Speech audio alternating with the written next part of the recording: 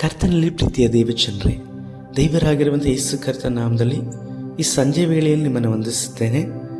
ಮತ್ತೊಂದು ದಿನದಲ್ಲಿ ನಾವು ಸಂಜೆಗೊಂದು ಸತ್ಯ ಸಂದೇಶ ಅನ್ನುವಂತಹ ಈ ಸಂಚಿಕೆಯಲ್ಲಿ ವಾರಕ್ಕೊಂದು ಮಿಷನರಿಗಳ ಜೀವನ ಚರಿತ್ರೆಯನ್ನು ಕುರಿತಾಗಿ ಧ್ಯಾನಿಸುವಂಥ ಸಮಯಕ್ಕೆ ಬಂದಿದ್ದೇವೆ. ಕರ್ತನ ಸಮ್ಮುಖದಲ್ಲಿ ನಮ್ಮನ್ನು ನಾವು ತಗ್ಗಿಸಿಕೊಂಡವರಾಗಿ ಈ ಸಂದೇಶವನ್ನು ಕೇಳಲಿಕ್ಕಾಗಿ ಸಮರ್ಪಿಸಿಕೊಳ್ಳೋಣ. ಭೂಮಿ ಆಕಾಶಗಳನ್ನು ಉಂಟು ಮಾಡಿದಂತಹ ದೇವರೇ, ದೇಶದಲ್ಲಿರುವಂಥ ನಂಬಿಗಸ್ತರನ್ನು ಆರಿಸಿ ತೆಗೆದುಕೊಳ್ಳುವೆನು, ಅವರೇ ನನ್ನ ಸನ್ನಿಧಿಯಲ್ಲಿ ಸೇವೆ ಮಾಡಬೇಕೆಂಬುದಾಗಿ ಬಯಸುವಂತಹ ದೇವರು, ಕರ್ತನೆ ನಿನಗಾಗಿ ನಿಮ್ಮ ರಾಜ್ಯ ನೀತಿಗಾಗಿಯೂ ತವಕ ಪಡಲ್ಪಟ್ಟು ತಮ್ಮ ಜೀವಿತವನ್ನು ಸಮರ್ಪಿಸಿಕೊಂಡಂತಹ ಮಿಷನರಿಗಳ ಬಗ್ಗೆ ನಾವು ಧ್ಯಾನಿಸುವ ಹಾಗೆಯೂ ನಮ್ಮೊಬ್ಬೊಬ್ಬರ ಮೇಲೆಯೂ ಮಿಷನರಿ ಅಭಿಷೇಕವು ಬರಲ್ಪಟ್ಟು ಲೋಕದ ಕಟ್ಟಕಡೆಯವರೆಗೂ ನಿಮ್ಮ ಸುವಾರ್ತೆಯನ್ನು ನಾವು ಸಾರಲಿಕ್ಕಾಗಿ ಸಹಾಯಿಸ್ರಿ. ಇದನ್ನು ಕೇಳುವಂಥ ಪ್ರತಿಯೊಬ್ಬೊಬ್ಬರ ಜೀವಿತಗಳನ್ನು ಬದಲಾಯಿಸಿ ಮಾರ್ಪಡಿಸ್ರಿ.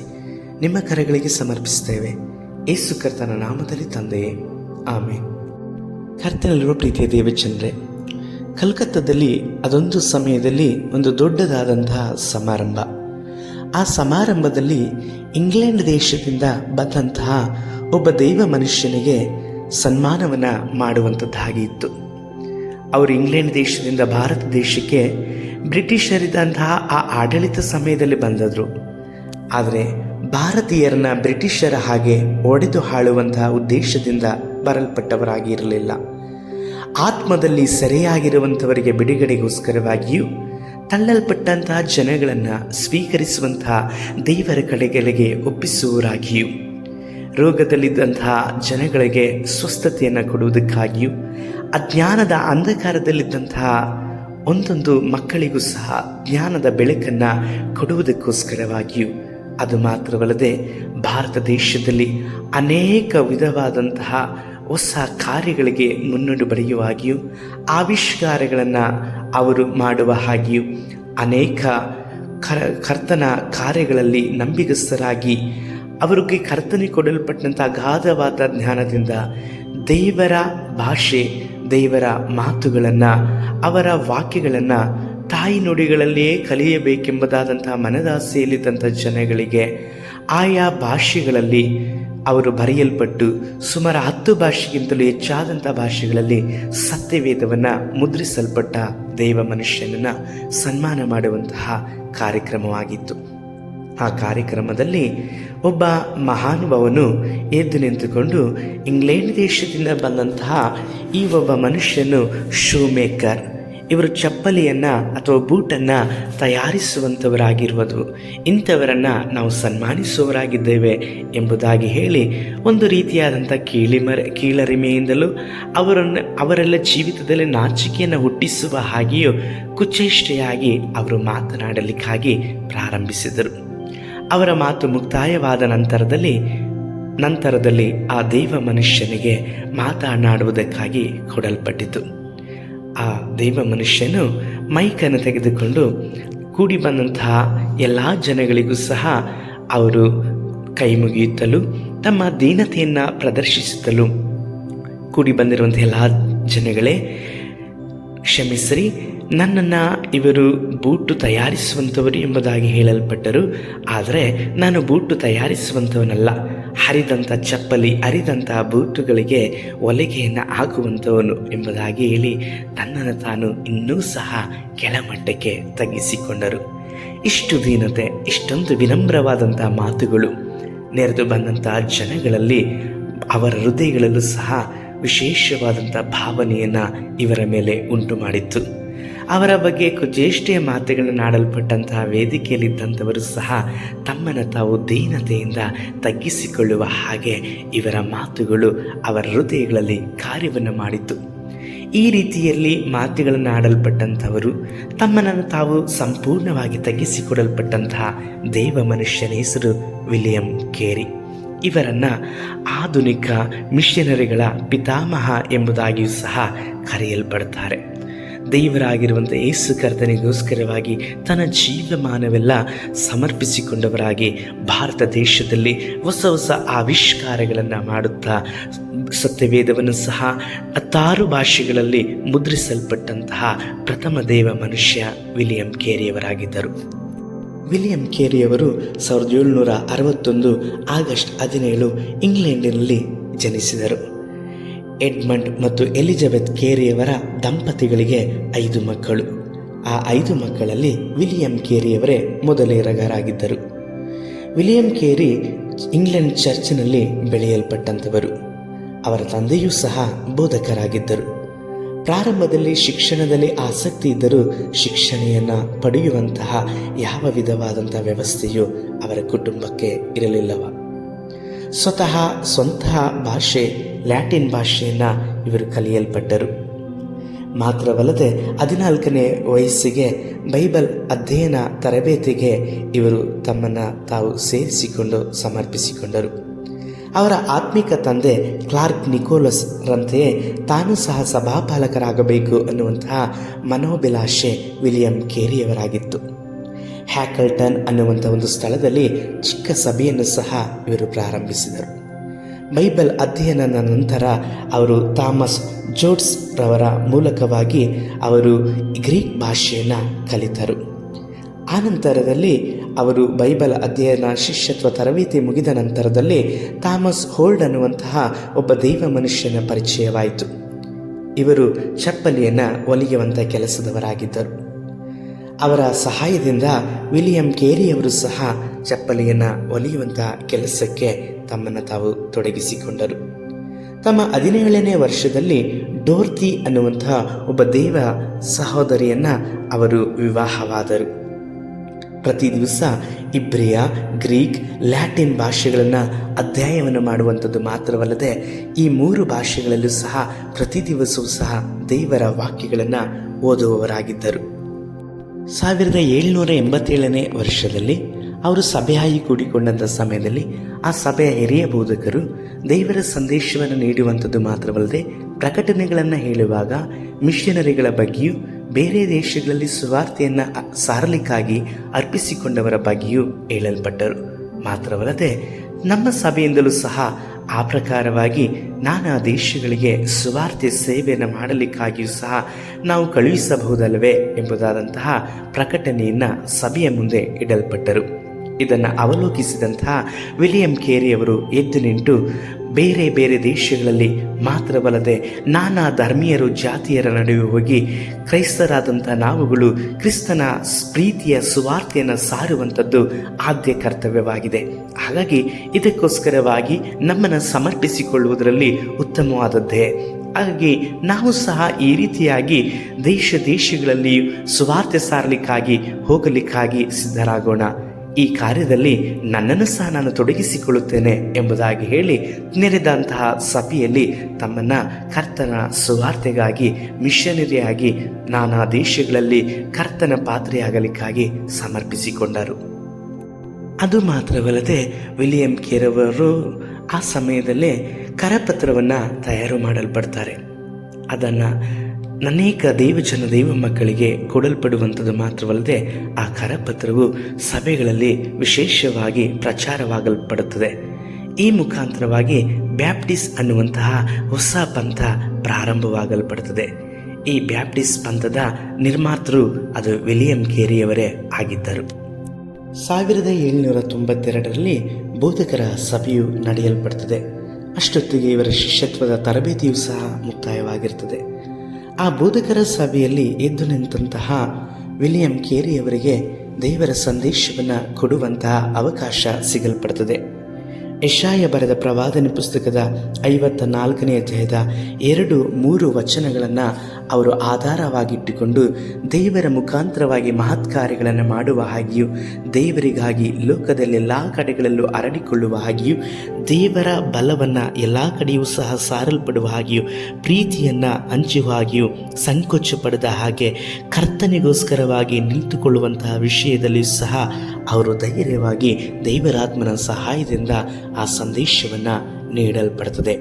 ನೆರೆದು ಬಂದಂತಹ ಶಿಷ್ಯತ್ವದ ತರಬೇತಿಯನ್ನು ಮುಗಿಸಿದಂತಹ ಅನೇಕರಲ್ಲಿ ಈ ಸಂದೇಶವು ಹೊಸ ಉತ್ಸಾಹವನ್ನು ಉಂಟು ಮಾಡುವಂಥದ್ದಾಗಿರುತ್ತದೆ. ಕರ್ತನಿಗಾಗಿ ಯಾವಾಗಲೂ ಸಹ ಉತ್ಸಾಹದ ಚಿಲುಮೆಯಾಗಿದ್ದಂತಹ ವಿಲಿಯಂ ಕೇರಿಯವರನ್ನು ಬೋಧಕರ ಸಭೆಯು ಭಾರತ ದೇಶಕ್ಕೆ ಸುವಾರ್ತೆ ಸೇವೆಗಾಗಿ ಕಳುಹಿಸಲಿಕ್ಕಾಗಿ ಒಪ್ಪಲ್ಪಡುತ್ತದೆ. ವಿಲಿಯಂ ಕೇರಿ ಜೊತೆಯಲ್ಲಿ ಜಾನ್ ಥಾಮಸ್ ಅನ್ನುವಂತಹ ದೇವ ಮಗರು ಇಬ್ಬರನ್ನು ಸಹ ಭಾರತ ದೇಶದಲ್ಲಿ ದೇವರಾಗಿರುವ ಯೇಸು ಕರ್ತನ ಸುವಾರ್ತೆಯನ್ನು ಸಾರಲಿಕ್ಕಾಗಿ ಆಯ್ಕೆ ಮಾಡಿ ಕಳುಹಿಸಲ್ಪಡ್ತಾರೆ. ಆ ಸಮಯದಲ್ಲಿ ಭಾರತ ದೇಶದಲ್ಲಿ ಈಸ್ಟ್ ಇಂಡಿಯಾ ಕಂಪನಿಯ ಆಡಳಿತವಿತ್ತು. ಬ್ರಿಟಿಷರ ಈಸ್ಟ್ ಇಂಡಿಯಾ ಕಂಪನಿಯು ಭಾರತ ದೇಶವನ್ನು ಆಳ್ವಿಕೆ ಮಾಡುತ್ತಿದ್ದಂಥ ಆ ಸಮಯದಲ್ಲಿ ಭಾರತ ದೇಶಕ್ಕೆ ವಿಲಿಯಂ ಕೇರಿ ಮತ್ತು ಜಾನ್ ಥಾಮಸ್ ರವರು ಬೋಧಕರ ಸಭೆಯಿಂದ ಆರಿಸಿ ತೆಗೆದುಕೊಂಡು ಕಳುಹಿಸಲ್ಪಟ್ಟರು. ಮಿಷನರಿಗಳು ಭಾರತ ದೇಶಕ್ಕೆ ಬರುವಂಥದ್ದು, ಭಾರತ ದೇಶದಲ್ಲಿ ದೇವರಾಗಿರುವಂಥ ಯೇಸು ಕರ್ತನ ಸುವಾರ್ತೆಯನ್ನು ಸಾರುವಂಥದ್ದು ಬ್ರಿಟಿಷರಿಗೆ ಸ್ವಲ್ಪವೂ ಇಷ್ಟವಿರಲಿಲ್ಲ. ಆದುದರಿಂದ ವಿಲಿಯಂ ಕೇರಿ ಮತ್ತು ಥಾಮಸ್ ಜಾನ್ ರವರಿಗೆ ಭಾರತ ದೇಶಕ್ಕೆ ಬರುವಂಥ ಪರವಾನಗಿಯನ್ನು ಅವರು ನಿರಾಕರಿಸುತ್ತಾರೆ. ಯಾಕಂದರೆ ಭಾರತ ದೇಶದಲ್ಲಿ ಬಂದು ಜನಗಳಿಗೆ ಅವರ ಸುವಾರ್ತೆಯನ್ನು ಸಾರಲ್ಪಟ್ಟು ಅವರನ್ನು ಜ್ಞಾನವಂತರನ್ನಾಗಿ ಮಾಡುವುದಾದರೆ ಒಂದಲ್ಲ ಒಂದು ದಿನ ಅವರು ಬ್ರಿಟಿಷ್ ಸರ್ಕಾರಕ್ಕೆ ವಿರುದ್ಧವಾಗಿ ನಿಂತುಕೊಳ್ಳಲ್ಪಡ್ತಾರೆ. ಈ ನಿಮಿತ್ತವಾಗಿ ಬ್ರಿಟಿಷ್ ಸರ್ಕಾರದವರ ವ್ಯಾಪಾರ ವ್ಯವಹಾರಗಳಿಗೆ ಇವರು ಅಡ್ಡಿಯನ್ನು ಮಾಡುತ್ತಾರೆ. ಜನಗಳಿಗೆ ಪ್ರಾಮಾಣಿಕತೆಗಳನ್ನು ಇವರು ಕಲಿಸಿಕೊಡುತ್ತಾರೆ ಅನ್ನುವಂಥ ಭಯ ಈಸ್ಟ್ ಇಂಡಿಯಾ ಕಂಪನಿಯವರಿಗೂ ಬ್ರಿಟಿಷ್ ಸರ್ಕಾರಕ್ಕೂ ಬಹಳವಾಗಿ ಇತ್ತು. ವಿಲಿಯಂ ಕೇರಿ ಮತ್ತು ಥಾಮಸ್ ಜಾನ್ ರವರು ನಿರಾಶರಾಗಲಿಲ್ಲ. ಬಹಳವಾಗಿ ಪ್ರಾರ್ಥನೆ ಮತ್ತು ಕರ್ತನಿಗೆ ಸಮರ್ಪಿಸಿಕೊಂಡ ನಿಮಿತ್ತವಾಗಿ 1793 ಅವರು ಹಡಗಿನ ಮುಖಾಂತರವಾಗಿ ಕಲ್ಕತ್ತಾಕ್ಕೆ ಬಂದು ತಲುಪಲ್ಪಡುತ್ತಾರೆ. ವಿಲಿಯಂ ಕೇರಿ ಮತ್ತು ಜಾನ್ ಥಾಮಸ್ ರವರು ಭಾರತ ದೇಶಕ್ಕೆ ಬಂದರು. ವಿಲಿಯಂ ಕೇರಿಯವರು ಭಾರತ ದೇಶಕ್ಕೆ ಬಂದಾಗ ಅವರ ವಯಸ್ಸು 30 ವರ್ಷವಾಯಿತು. ಭಾರತ ದೇಶದ ವಾತಾವರಣ ಅವರ ಆರೋಗ್ಯದ ಮೇಲೆ ಅನೇಕ ಏರುಪೇರು ಉಂಟಾಯಿತು. ಆದಾಗ್ಯೂ ಸಹ ಅವರು ಕರ್ತನ ಬಲವನ್ನು ಆದುಕೊಂಡವರಾಗಿ ಸುವಾರ್ತೆ ಪ್ರಚಾರದಲ್ಲಿ ತಮ್ಮನ್ನು ತೊಡಗಿಸಿಕೊಳ್ಳಲಿಕ್ಕೋಸ್ಕರವಾಗಿ ಪ್ರತಿದಿನವೂ ಒಪ್ಪಿಸಿಕೊಡುತ್ತಾ ಇದ್ದರು. ಬ್ರಿಟಿಷರಿರುವಂತಹ ಈ ಸ್ಥಳಗಳಲ್ಲಿ ಅಡಚಣೆಯಾಗುವುದೆಂಬುದಾಗಿ ಅರಿತಂತಹ ಕೇರಿಯವರು ಆ ಒಂದು ಕಲ್ಕತ್ತಾ ಪ್ರದೇಶದಿಂದ 30 ಮೈಲಿ ದೂರದಲ್ಲಿ ಪೋರ್ಚುಗೀಸರ ಆಳ್ವಿಕೆ ಇದ್ದಂಥ ವಸಾಹತು ಇದ್ದಂತಹ ಸ್ಥಳಕ್ಕೆ ಅವರು ಹೋಗಲ್ಪಟ್ಟು ಅಲ್ಲಿ ಒಂದು ಚಿಕ್ಕದಾದಂಥ ಕೋಣೆಯಲ್ಲಿ ವಾಸ ಮಾಡುವಂಥ ಆಯ್ಕೆಯನ್ನು ಮಾಡಿಕೊಳ್ಳುತ್ತಾರೆ. ವಿಲಿಯಂ ಕೇರಿಯವರು ಇಂಗ್ಲೆಂಡಿನಲ್ಲಿ ಇದ್ದಂಥ ಸಮಯದಲ್ಲೂ ಸಹ ಅವರು ದೇವರ ಸುವಾರ್ತೆಯನ್ನು ಕೆಲಸ ಮಾಡುತ್ತಲೇ ಮಾಡ್ತಾ ಇದ್ರು. ಭಾರತ ದೇಶದಲ್ಲೂ ಸಹ ಅದೇ ರೀತಿಯಲ್ಲಿ ಅವರು ಕೆಲಸವನ್ನು ಮಾಡುತ್ತಾ ಸುವಾರ್ತೆಯನ್ನು ಸಾರಲಿಕ್ಕಾಗಿ ತೊಡಗಿಸಿಕೊಳ್ಳುತ್ತಾರೆ. ಬ್ರಿಟಿಷ್ ಸರ್ಕಾರದ ಒಂದು ಕಾರ್ಖಾನೆಯಲ್ಲಿ ಇವರು ಕೆಲಸಕ್ಕೆ ಸೇರಿಕೊಳ್ಳುತ್ತಾರೆ. ವರ್ಷಕ್ಕೆ ಸುಮಾರು 250 ಪೌಂಡ್ಗಳ ಬ್ರಿಟಿಷರ ಹಣದ ಮುಖಾಂತರವಾಗಿ ಅವರಿಗೆ ಸಂಬಳವನ್ನು ಕೊಡುವುದಾಗಿಯೂ ಸಹ ಒಪ್ಪಿಗೆ ಆಗಲ್ಪಡುತ್ತದೆ. ಈ ಮುಖಾಂತರವಾಗಿ ಅವರು ಕಾರ್ಖಾನೆಗೆ ಕೆಲಸವನ್ನು ಸೇರಿಕೊಳ್ಳುತ್ತಾರೆ.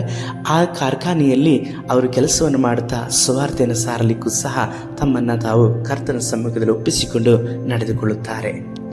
ಕಾರ್ಖಾನೆ ಕೆಲಸವನ್ನು ಮಾಡುತ್ತಾ ಕರ್ತನ ಸುವಾರ್ತೆಯಲ್ಲೂ ಸಹ ತೊಡಗಿಸಿಕೊಂಡಂಥ ವಿಲಿಯಂ ಕೇರಿಯವರು ತಮ್ಮ ಸಂಬಳದಲ್ಲಿ ಬರುತ್ತಿದ್ದಂತಹ ಕಾಲು ಭಾಗವನ್ನು ದೇವರ ಸುವಾರ್ತೆ ಸೇವೆಗಾಗಿ ಉಪಯೋಗಿಸಲಿಕ್ಕಾಗಿ ಒಪ್ಪಿಸಿಕೊಡುತ್ತಾರೆ. ಮಾತ್ರವಲ್ಲದೆ ಭಾಷೆಗಳನ್ನು ಕಲಿಯಲ್ಪಟ್ಟು ಸತ್ಯವೇದದ ಭಾಷಾಂತರಕ್ಕೋಸ್ಕರವಾಗಿಯೂ ಸಹ ಸಮಯವನ್ನು ನಿಗದಿ ಮಾಡಿಕೊಳ್ಳುತ್ತಾರೆ. ತಮ್ಮ ಮಗನು 5 ವರ್ಷದಲ್ಲಿರುವಾಗ ಜ್ವರದಿಂದ ಮರಣವಾಗಲ್ಪಡ್ತಾರೆ. ವಿಲಿಯಂ ಕೇರಿಯವರ ಮಗನ ಮರಣದಿಂದಾಗಿ ವಿಲಿಯಂ ಕೇರಿಯವರು ಹತಾಶರಾಗುತ್ತಾರೆ. ಇದೇ ಚಿಂತೆಯಲ್ಲಿದ್ದಂತಹ ತನ್ನ ಹೆಂಡತಿಯೂ ಸಹ ಮರಣ ಹೊಂದಲ್ಪಡ್ತಾರೆ. ಈ ನೋವು ವಿಲಿಯಂ ಕೇರಿಯವರನ್ನು ಬಹಳ ಬಾಧಿಸಿದರೂ ಸಹ ಕರ್ತನ ಸೇವೆಗೋಸ್ಕರವಾಗಿ ಇದನ್ನು ನಿಮಿತ್ತವಾಗಿ ನಾನು ಈ ದೇಶಕ್ಕಾಗಿ ಬಂದಿದ್ದೇನೆ, ಕರ್ತನ ಸೇವೆಯೇ ನನ್ನ ಸಂತೋಷ ಎಂಬುದಾಗಿ ಹೇಳಿ ಮನಗೊಂಡು ಈ ನೋವನ್ನೆಲ್ಲವನ್ನು ಸಹ ಕರ್ತನ ಸಮ್ಮುಖದಲ್ಲಿ ಸಮರ್ಪಿಸಿಕೊಂಡವರಾಗಿ ತಾವು ಬರಲ್ಪಟ್ಟಂತಹ ದೇವರ ಸುವಾರ್ತೆ ಸೇವೆಗಾಗಿ ತಮ್ಮನ್ನು ತಾವು ಒಪ್ಪಿಸಿಕೊಂಡು ಮುನ್ನಡೆಯುತ್ತಾರೆ. ಮಾತ್ರವಲ್ಲದೆ ಅನೇಕ ಭಾಷೆಗಳನ್ನು ಕಲಿತಂತಹ ವಿಲಿಯಂ ಕೇರಿಯವರು ಹೊಸ ಒಡಂಬಡಿಕೆಯನ್ನು ಮುದ್ರಣ ಮಾಡಲಿಕ್ಕಾಗಿ ಪ್ರಯತ್ನಿಸುತ್ತಾರೆ. 1795 ಅವರು ಕಲ್ಕತ್ತಾ ಪ್ರದೇಶಕ್ಕೆ ಹೋಗಿ ಒಂದು ಮುದ್ರಣಾ ಯಂತ್ರವು ಮಾರಾಟಕ್ಕೆ ಇದೆ ಎಂಬುದಾಗಿ ಹೇಳಿ ಅವರು ತಿಳಿದುಕೊಳ್ಳುತ್ತಾರೆ. ತನ್ನ ಸ್ನೇಹಿತರಾದಂಥ ಜಾನ್ ಥಾಮಸ್ ರವರನ್ನು ಕರೆದುಕೊಂಡು ಹೋದಂಥ ಕೇರಿಯವರು ಆ ಮುದ್ರಣಾ ಯಂತ್ರವನ್ನು 40 ಪೌಂಡಿಗೆ ಖರೀದಿ ಮಾಡಿ ಅದನ್ನು ಕೊಂಡುಕೊಳ್ಳುತ್ತಾರೆ. ಮೊದಲನೇದಾಗಿ ಆ ಮುದ್ರಣಾ ಯಂತ್ರವನ್ನು ಅವರು ಹೊಸ ಒಡಂಬಡಿಕೆಯಲ್ಲಿ ಅವರು ಮುದ್ರಿಸಲಿಕ್ಕಾಗಿ ಉಪಯೋಗಿಸಿಕೊಳ್ಳುತ್ತಾರೆ. ಭಾರತ ದೇಶದಲ್ಲಿ ಪ್ರಪ್ರಥಮವಾಗಿ ಅದು ಮುದ್ರಿತವಾದಂತಹ ಮುದ್ರಣಾ ಯಂತ್ರದಲ್ಲಿ ಮುದ್ರಿತವಾದಂತಹ ಪುಸ್ತಕ ಹೊಸ ಒಡಂಬಡಿಕೆ ಆಗಿತ್ತು. 1795 ಇಸ್ವಿಯಲ್ಲಿ ಅವರು ಈ ಕೆಲಸವನ್ನು ಮಾಡುತ್ತಾರೆ. 1795 ಇಸ್ವಿಯಲ್ಲಿ ಹೊಸ ಒಡಂಬಡಿಕೆಯನ್ನು ಅವರು ಮುದ್ರಣ ಮಾಡಲಿಕ್ಕಾಗಿ ಪ್ರಾರಂಭಿಸ್ತಾರೆ. ಇದೇ ವರ್ಷದಲ್ಲಿ ಕಾಲೇಜನ್ನು ಸ್ಥಾಪನೆ ಮಾಡ್ತಾರೆ. 1799 ಇಸ್ವಿಯಲ್ಲಿ ಶಾಲೆಯನ್ನು ಸಹ ಅವರು ಪ್ರಾರಂಭಿಸಲ್ಪಡುತ್ತಾರೆ. ವಿಲಿಯಂ ಕೇರಿ ಮತ್ತು ಜಾನ್ ಥಾಮಸ್ ರವರು ಶಾಲೆಗಳಲ್ಲಿ ಬಡ ಮಕ್ಕಳಿಗೆ ವಿದ್ಯಾಭ್ಯಾಸವನ್ನು ಕೊಡುವಂಥದ್ದು, ಧ್ವನಿ ಮುದ್ರಣಗಳನ್ನು ಮಾಡಿ ಸುವಾರ್ತೆಯನ್ನು ಸಾರುವಂಥದ್ದು ಮಾತ್ರವಲ್ಲದೆ ಮುದ್ರಣ ಯಂತ್ರದ ಮುಖಾಂತರವಾಗಿ ಕರಪತ್ರಗಳನ್ನು ತಯಾರಿಸಿ ಸುವಾರ್ತೆಯನ್ನು ಸಾರುವಂಥದ್ದು, ಬಡವರ ನಡುವೆ ಸೇವೆಯನ್ನು ಮಾಡುವಂಥದ್ದು, ಅದು ಮಾತ್ರವಲ್ಲದೆ ರೋಗಿಗಳ ನಡುವೆ ಕರ್ತನ ನಾಮದಲ್ಲಿ ಗುಣಪಡಿಸುವಂಥ ಸೇವೆಯನ್ನು ಸಹ ಆಸಕ್ತಿಯಿಂದ ಮಾಡುತ್ತಾರೆ. ಕರ್ತನು ಇವರ ಜೊತೆಯಲ್ಲಿದ್ದು ಅತ್ಯದ್ಭುತವಾದಂತಹ ಕಾರ್ಯಗಳನ್ನು ಸಹ ಮಾಡುವವರಾಗಿದ್ದರು.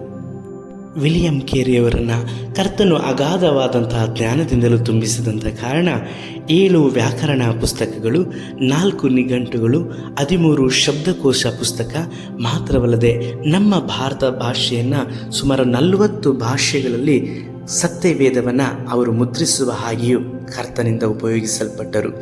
ಭಾರತ ದೇಶದಲ್ಲದೇ ಇರುವಂತಹ ಇವರು 40 ಭಾಷೆಗಳನ್ನು ಓದುವಂಥದ್ದನ್ನು, ಬರೆಯುವಂಥದ್ದನ್ನು ಅವರು ಅಭ್ಯಾಸ ಮಾಡಿ 40 ಭಾಷೆಗಳಲ್ಲಿ ಸತ್ಯವೇದವನ್ನು ಸಹ ಮುದ್ರಣ ಮಾಡುವಂಥದ್ದನ್ನು ಅವರು ಕರಗತರಾಗಿ ಆ ಕಾರ್ಯಗಳಲ್ಲಿ ಯಶಸ್ವಿಯಾದರು. ಭಾರತ ದೇಶದ ರೈಲ್ವೆ, ಟೆಲಿಫೋನ್, ಮುದ್ರಣ ಯಂತ್ರ ಮಾತ್ರವಲ್ಲದೆ ವಿದ್ಯುತ್ ಶಕ್ತಿ, ಹೀಗೆ ನಾನಾ ವಿಧವಾದಂಥ ಆವಿಷ್ಕಾರಗಳಲ್ಲಿ ವಿಲಿಯಂ ಕೇರಿಯವರ ಕೊಡುಗೆ ಅಪಾರವಾದಂಥದ್ದು. ಇಂತಹ ದೈವ ಮನುಷ್ಯನು 1834ರಲ್ಲಿ ಮರಣಿಸಲ್ಪಡ್ತಾರೆ. ಅವರ ಮರಣವಾದ ನಂತರದಲ್ಲಿ ಅವರ ಸಮಾಧಿಯ ಮೇಲೆ ಹೀಗೆ ಬರೆಯಬೇಕು ಎಂಬುದಾಗಿ ಹೇಳಿ ತಮ್ಮ ಒಡನಾಡಿಗಳ ಜೊತೆಯಲ್ಲಿ ಅವರು ಹಂಚಿಕೊಂಡಿರ್ತಾರೆ. ಅವರ ಸಮಾಧಿ ಮೇಲೆ ಬರೆದಿರುವಂತಹ ವಾಕ್ಯ ಈ ರೀತಿಯಲ್ಲಿದೆ: ತಿರಸ್ಕೃತ, ಬಡ, ಅನುಪಯುಕ್ತ, ಹುಳುವಾದ ನಾನು ನಿಮ್ಮ ಕೃಪಾಹಸ್ತದಲ್ಲಿ ಬೀಳುತ್ತೇನೆ ಕರ್ತನೇ ಎಂಬುದಾಗಿ ಹೇಳಿ. ಪ್ರಿಯರೇ, ಕರ್ತನಿಗೋಸ್ಕರವಾಗಿ ಇಷ್ಟೆಲ್ಲ ತ್ಯಾಗವನ್ನು ಮಾಡಲ್ಪಟ್ಟಂತಹ ದೈವ ಮನುಷ್ಯ ವಿಲಿಯಂ ಕೇರಿ 40ಕ್ಕೂ ಹೆಚ್ಚಾದಂತಹ ಭಾಷೆಗಳನ್ನು ಕಲಿಯಲ್ಪಟ್ಟಂಥವರು. ತನ್ನದಲ್ಲದೇ ಇರುವಂಥ ದೇಶಕ್ಕಾಗಿ ತಾನೇ ಸಮರ್ಪಿಸಿಕೊಳ್ಳಲ್ಪಟ್ಟರು. ಭಾರತ ದೇಶಕ್ಕೆ ಬಂದು ಭಾರತ ದೇಶದಲ್ಲಿರುವಂಥ ಬಡವರು, ದಿಕ್ಕಿಲ್ಲದೆ ಇರುವಂಥವರು, ಅನಾಥರು, ರೋಗಗ್ರಸ್ತವಾದಂತಹ ಜನಗಳ ನಡುವೆ ತನ್ನನ್ನು ತಾನು ನಾನು ನಿಮ್ಮವನೇ ಎಂಬುದಾಗಿ ಹೇಳಿ ಸಮರ್ಪಿಸಿಕೊಂಡು ಯೇಸು ಕರ್ತನನ್ನೇ ತನ್ನನ್ನು ಸಂಪೂರ್ಣವಾಗಿ ಸಮರ್ಪಿಸಿಕೊಂಡವರಾಗಿ ಯೇಸುವನ್ನು ತನ್ನ ಜೀವಿತದಲ್ಲೂ ಜೀವನದಲ್ಲಿಯೂ ಅವರು ಅನುಭವಿಸುತ್ತಲೂ ಅನುಸರಿಸುತ್ತಲೂ ಯೇಸು ಕರ್ತನ ಸಾರೂಪ್ಯವನ್ನು ಧರಿಸಿಕೊಂಡವರಾಗಿ ನಮ್ಮ ಭಾರತ ದೇಶದಲ್ಲಿರುವಂಥ ಜನಗಳಿಗೆ ಯೇಸು ಕರ್ತನ ಪ್ರಕಟಿಸಲಿಕ್ಕಾಗಿ ಒಪ್ಪಿಸಿಕೊಡಲ್ಪಟ್ಟಂತಹ ದೈವ ಮನುಷ್ಯ ವಿಲಿಯಂ ಕೇರಿಯವರು. ವಿಲಿಯಂ ಕೇರಿ ಇಂದು ನಮ್ಮ ನಡುವೆ ಇಲ್ಲ, ಆದರೆ ಅವರು ಬರೆಯಲ್ಪಟ್ಟಂತಹ ಸತ್ಯವೇದ ನಮ್ಮ ನಡುವೆ ಇದೆ. ಅವರು ಮಾಡಲ್ಪಟ್ಟಂತಹ ದೇವರ ಸೇವೆಗಳು ನಮಗೆ ನೆನಪಾಗಿ ಇದೆ. ಅವರು ಸ್ಥಾಪಿಸಲ್ಪಟ್ಟಂತಹ ಸಭೆಗಳು ನಮ್ಮ ಕಣ್ಣಿನಲ್ಲಿ ನಾವು ನೋಡಬಹುದು. ಕರ್ತನೆಗಾಗಿ ನಾವು ಏನನ್ನಾದರೂ ಮಾಡಬೇಕು ಅನ್ನುವಂತಹ ಆಸಕ್ತಿ ಇರುವಂತಹ ದೇವ ಮಗನೇ, ಮಗಳೇ, ನೀನು ಏನನ್ನಾದರೂ ಮಾಡೋದಕ್ಕಿಂತ ಮೊದಲು ಕರ್ತನಿಗೆ ನಿನ್ನನ್ನು ನೀನು ಸಮರ್ಪಿಸಿಕೊಡು. ದೇವರು ನಿನ್ನನ್ನು ಹೊರತು ಇನ್ಯಾರನ್ನ ಕೇಳುತ್ತಾರೆ? ನಿಮ್ಮನ್ನು ನೀವು ಕರ್ತನಿಗೆ ಸಮರ್ಪಿಸಿಕೊಡುವಾಗ ಕರ್ತನು ನಿಮ್ಮನ್ನು ಒಬ್ಬ ವಿಲಿಯಂ ಕೇರಿ ಮಾತ್ರವಲ್ಲದೆ ಇನ್ನು ಅದಕ್ಕಿಂತಲೂ ಮಹತ್ತಾದಂಥ ವ್ಯಕ್ತಿಯಾಗಿ ಉಪಯೋಗಿಸಲಿಕ್ಕೆ ಶಕ್ತನು. ದೀನತೆಯಿಂದ ತಗ್ಗಿಸಿಕೊಂಡವರಾಗಿ ಕರ್ತನ ಕರಗಳಿಗೆ ಒಪ್ಪಿಸಿಕೊಡುವಂಥ ಪ್ರತಿಯೊಬ್ಬ ಮನುಷ್ಯನನ್ನು ಸಹ ಕರ್ತನು ಮೇಲೆತ್ತಿ ನಡೆಸುವವರಾಗಿದ್ದಾರೆ. ನಾವು ಪ್ರಾರ್ಥಿಸೋಣ. ಸರ್ವಶಕ್ತನಾದ ದೇವರೇ, ದೀನರನ್ನು ಧೂಳಿನಿಂದ ಎಬ್ಬಿಸಲ್ಪಟ್ಟ ಪ್ರಭುಗಳ ನಡುವೆ ಕೂರಿಸಲಿಕ್ಕೆ ಶಕ್ತನಾಗಿರುವ ಆತನು ನೀನು ಸ್ವಾಮಿ. ವಿಲಿಯಂ ಕೇರಿಯವರನ್ನು ನಮ್ಮ ಭಾರತ ದೇಶದಲ್ಲಿ ಉನ್ನತೋನ್ನತವಾಗಿ ಉಪಯೋಗಿಸಲ್ಪಟ್ಟಂಥ ಕರ್ತನು ಈ ಸಂದೇಶವನ್ನು ಕೇಳುತ್ತಿರುವಂಥ ಒಬ್ಬೊಬ್ಬ ದೈವ ಮಗನನ್ನು ನೀವು ಉಪಯೋಗಿಸ್ರಿ. ನಿಮ್ಮ ಬರೋಣಕ್ಕಾಗಿ ಅನೇಕ ಆತ್ಮಗಳನ್ನು ಸಂಪಾದಿಸುವ ಹಾಗೆಯೂ ಸಹಾಯಿಸ್ರಿ. ನಮ್ಮ ರಕ್ಷಕನಾದ ಯೇಸು ಕರ್ತನ ನಾಮದಲ್ಲಿ ತಂದೆಯೇ, ಆಮೇನ್. ಕರ್ತನಲ್ಲೂ ಪ್ರೀತಿಯ ದೇವಜನರೇ, ಈ ಸಂದೇಶ ನಿಮಗೆ ಪ್ರಯೋಜನಕರವಾಗಿ ಇರುವುದಾದರೆ ಮತ್ತೊಬ್ಬರಿಗೆ ಇದನ್ನು ಕಳುಹಿಸಲ್ಪಡ್ರಿ. ನಿಮ್ಮ ಯಾವುದೇ ಪ್ರಾರ್ಥನಾ ಮನವಿಗಳಿರುವುದಾದರೂ ಸಹ ನಮ್ಮ ಫೋನ್ ನಂಬರಿಗೆ ನೀವು ಸಂಪರ್ಕಿಸಬಹುದು. ನಿಮಗೋಸ್ಕರವಾಗಿ ಪ್ರಾರ್ಥಿಸುವಂಥ ವಿಷಯದಲ್ಲಿ ನಾವು ಸಂತೋಷವೂ ಆಸಕ್ತಿ ಉಳ್ಳವರಾಗಿಯೂ ಸಹ ಇದ್ದೇವೆ. ನಿಮಗೆ ಒಂದು ವೇಳೆ ಸಮಯವಿರುವುದಾದರೆ ನಮಗೋಸ್ಕರವಾಗಿಯೂ ನಮ್ಮನ್ನು ದೇವರಾಗಿರುವಂಥ ಯೇಸು ಕರ್ತನ ನಂಬಿ ಕೊಡಲ್ಪಟ್ಟಂಥ ಸೇವೆಗಾಗಿ ಸಭೆಗಾಗಿ ಪ್ರಾರ್ಥನೆ ಮಾಡಿಕೊಳ್ಳ್ರಿ. ದೇವರ ಚಿತ್ತವಿದ್ದು ಬರೋಣ ತಡವಾಗುವುದಾದರೆ ನಾವು ಮತ್ತೊಂದು ದಿನದಲ್ಲಿ ಸಂಜೆಗೊಂದು ಸತ್ಯ ಸಂದೇಶ ಅನ್ನುವಂತಹ ಸಂಚಿಕೆಯ ಬುಧವಾರ, ಶುಕ್ರವಾರ, ಭಾನುವಾರ ಈ 3 ದಿನಗಳಲ್ಲೂ ಕಾಣಿಸಿಕೊಳ್ಳೋಣ. ಕರ್ತನು ನಿಮ್ಮನ್ನು ಆಶೀರ್ವಾದ ಮಾಡಲಿ. ಶುಭ ಸಂಜೆ.